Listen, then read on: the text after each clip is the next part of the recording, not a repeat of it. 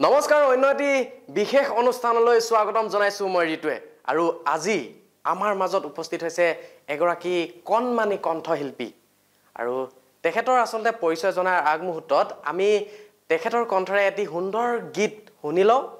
তাৰ পাছত আমি তেখেতৰ হৈতে আমি তেখেতৰ নাম তেওঁৰ ঘৰ ক'ত আমি তেওঁৰ হৈতে পৰিচয় লম নহয় জানো ঠিক আছে আমি প্ৰথমতে তোমাৰ পৰা এটি সুন্দৰ গীত শুনিলো ভাই হতই ককাই হতই ঘৰ হেৰুৱাবি বাৰী হেৰুৱাবি আৰু হেৰুৱাবি জাতি ভাই হতই ককাই হতই অনাও অসমীয়া কেলৈনো বেচিছ আমাৰ মাটি ভাই ভাই বুলি চপালি কাল নিজে খান্দি ললি জখিনীৰ খাল ভাই ভাই বুলি চপালি কাল নিজে খান্দি ললি জখিনীৰ খাল ভাই হতই ককাই হতই ঘৰ হেৰুৱাবি বাৰী হেৰুৱাবি আৰু হেৰুৱাবি জাতি সঁচাকৈ ক'বলৈ গ'লে বৰ্তমান সময়ৰ লগত খাপ খোৱা এটি গীত যিহেতু সমগ্ৰ অসমতে দুদিনৰ আগলৈকে যি কেপ আৰু কাক লৈ আসলতে সমগ্ৰ অসমতে ক'লা ধোঁৱাৰে আৱৰি পৰিছিল ইমান এটা ভয়ংকৰ পৰিৱেশৰ মাজত আসলে সন্মানীয় আমাৰ কণ্ঠশিল্পী বিপিন চাওদাং ডাঙৰীয়াই যি এই গীতটি উপহাৰ দিছিলে অসমৰ ৰাইজক সঁচাকৈ এই বাস্তৱ সময়ৰ লগত জড়িত এটি সুন্দৰ গীত আৰু সেই গীতটি এই কণমানিজনী কণ্ঠৰে আসলতে যি শুনিবলৈ পালোঁ তা মই ভাষাহীন হৈ পৰিছোঁ ইমান ধুনীয়া গীত আসলতে তুমি ক'ৰ পৰা প্ৰথম প্ৰেৰণা ক'ৰ পৰা পাইছিলা প্ৰথম ক'ৰ পৰা সংগীতৰ এই যাত্ৰা আৰম্ভ কৰিছিলা মোক দেউতাই শিকায় আৰু মই ক'তো শিকা নাই তোমাৰ দেউতাৰ নাম ৰুদ্ৰ কোঁৱৰ ৰুদ্ৰ কোঁৱৰ দেউতাই কি কৰে দেউতাই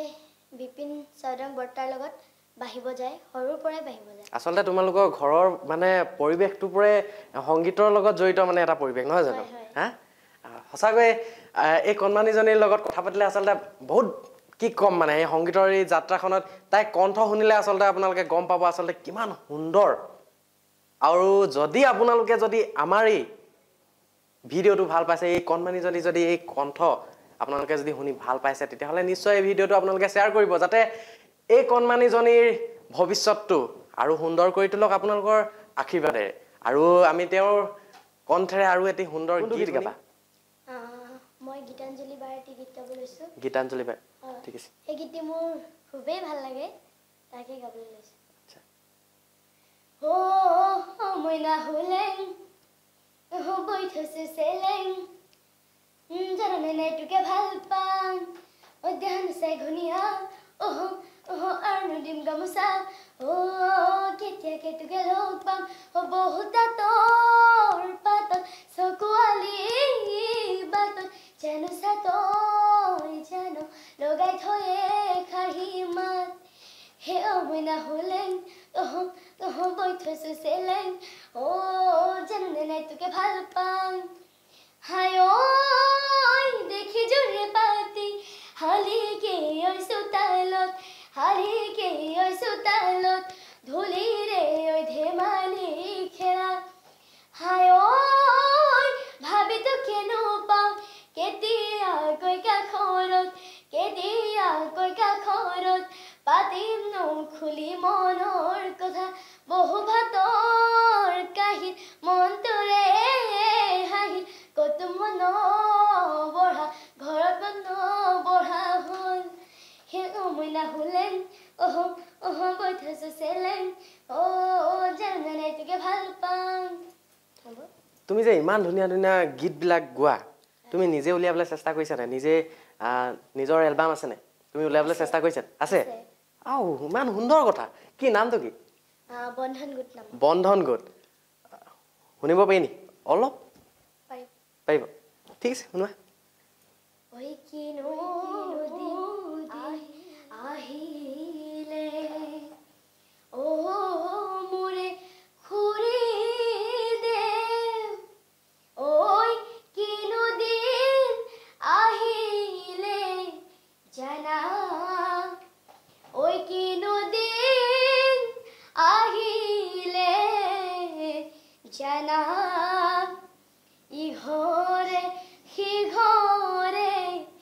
जाके जू में पाती ओय पाती से गुतोरे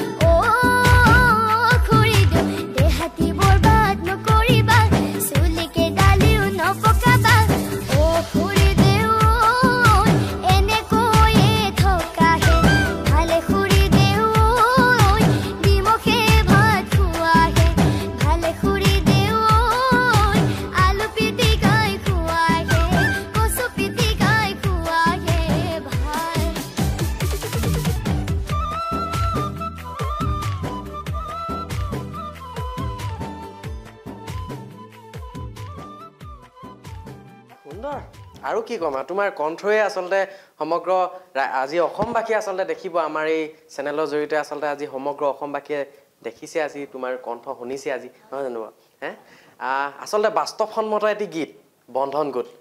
আসলতে বন্ধন গোটৰ পৰা আৰম্ভ কৰি মাইক্ৰ ফাইনেন্সৰ পৰা আৰম্ভ কৰি বিভিন্ন ধৰণৰ প্ৰতিবাদ আজি এইটো সময়ত আসলতে আমি দেখিবলৈ পাইছো কিন্তু তাৰ মাজতে এই কণমানিজনী আসলতে বন্ধন গোট নামৰ এই গীতটোৰ জৰিয়তে আসলতে বুজাই দিছে আসলতে মাইক্ৰ ফাইনেন্স বা বন্ধন গোটৰ পৰা আৰম্ভ কৰি ইয়াৰ সমস্যাবিলাক আসলতে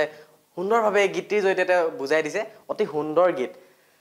আৰু কি কম সঁচাকৈ ভাল লাগিলে আজি তোমাক আজি এই অনুষ্ঠান আমি অসমবাসীৰ ৰাইজলৈ আমি এটাই অনুৰোধ জনাম যাতে কণমানি ভণ্টিজনী যাতে উজ্জ্বল ভৱিষ্যত কামনা কৰি আসলতে ভণ্টিজনী এই গীতৰ এই যি সুৰ বা এই আমাৰ এই ভিডিঅ'টো আসলতে সমূহ অসমবাসী ৰাইজে শুনক আসলতে আপোনালোকে যদি ভাল লাগিছে শ্বেয়াৰ কৰক আৰু আশীৰ্বাদ কৰিব এই কণমানি ভণ্টিজনী যাতে আৰু